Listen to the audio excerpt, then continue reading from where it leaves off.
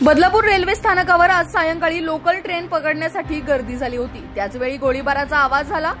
Station मास्तरांनी दिलेल्या माहितीनुसार 4 जण रेल्वे स्टेशनवर उभे होते, तेव्हा त्यांच्यात काही कारणावरून वाद झाला आणि त्यानंतर एकाने तिघांच्या दिशेने गोळ्या झाडल्या। या घटनेमध्ये एकाला गोळी लागली असून त्याला सरकारी रुग्णालयात उपचाराकरिता दाखल केले, तर हल्ला करून पळून जाणारा इसम यासही पोलिसांनी ताब्यात घेतले असून पुढील तपास सुरू आहे।